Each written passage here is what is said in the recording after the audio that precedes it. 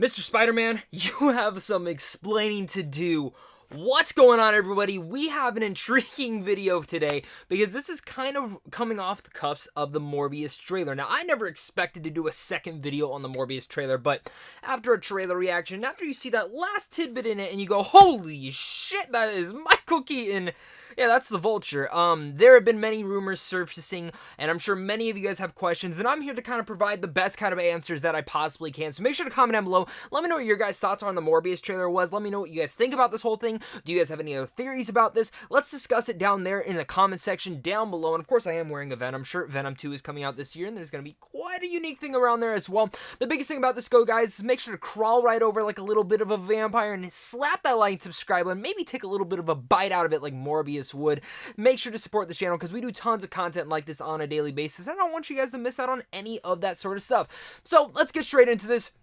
I got my computer right here with all my notes, and we're going to kind of just straight into this. So Morbius, it's here.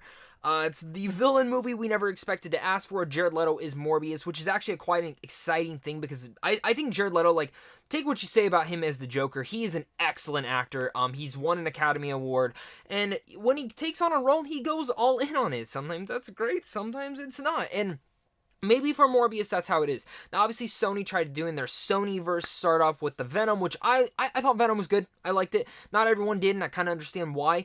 And hopefully Venom 2 can kind of get everyone back on board with that, especially with Andy Serkis as the director. But now with Morbius, I've never really been excited about it. I've been intrigued because Spider-Man is my favorite superhero of all time. And then we hear Spider-Man's leaving the MCU, all this sort of stuff. We're like, God, man, then he's coming back, yay! And we hear Marvel and Sony have finally finalized the deal where they can play around the same worlds.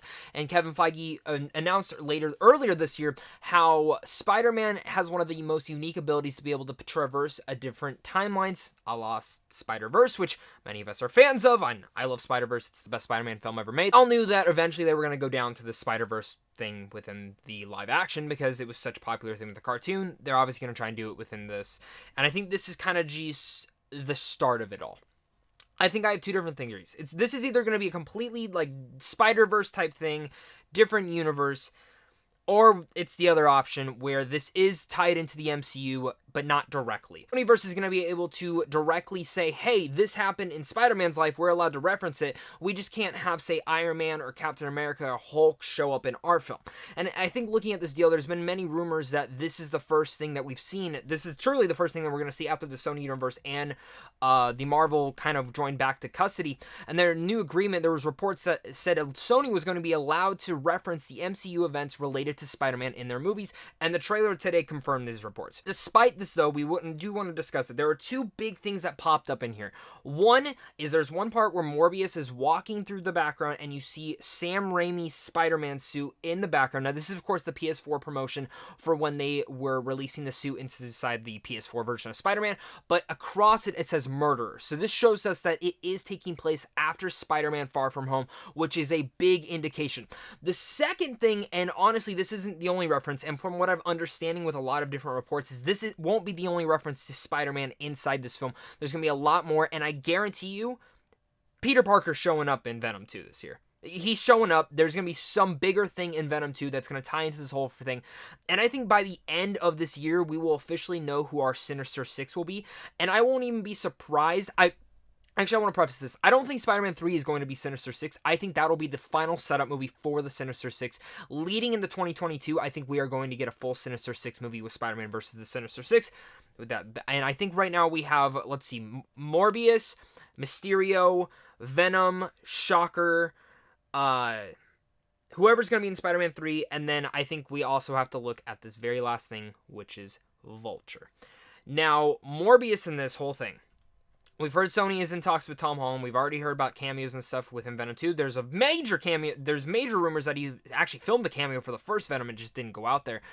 But this is the big thing, and we all know this is a big, giant deal when frickin' Micheal Keaton shows up at the end of the Morbius trailer. I mean, if you didn't see my trailer reaction, I'm going to roll the clip right here, but I flipped out. Holy shit! inside there, I was like, holy shit, he is seriously in this movie. What a big jaw dropper. Didn't know that was coming. There was no rumors about it. And if you also look inside there, though, he's wearing the same exact prison jumpsuit from the end of Spider-Man Homecoming.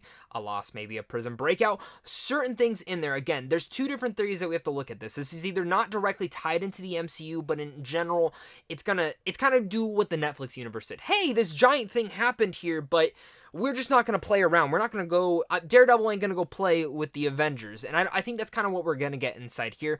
Or it's the thing of, this is the Spider-Verse. The only reason I know we're going to do the Spider-Verse eventually, this live action. Definitely they are going to want to. The only reason I don't see that happening, and at least right now, is because Vulture is wearing his prison jumpsuit. What would be the different things that Vulture in this Spider-Man universe would also be in prison and breaking out at the same time as this one, and that they're wearing the exact same thing? There's different things in there. There's so many different theories that we have, but that's kind of my theories and kind of where I'm at with this. Many different Easter eggs in here. I'm anticipating what Easter eggs will be in Morbius. I actually don't even know when this film's coming out. I think it's in like July. I'm intrigued. Did I love the trailer? No, not really. Thought it was just fine. But I am intrigued to see how this connects. And again, Spider-Man's my favorite hero, so this is going to be a very interesting one, guys. Make sure to comment down below. Let me know what your guys' thoughts are on this. Again, swing right over to that like and subscribe button as well if you're a Spider-Man fan just like me. And of course, I'll make sure to catch you guys soon on the next video. So of course, until next time, stay classy.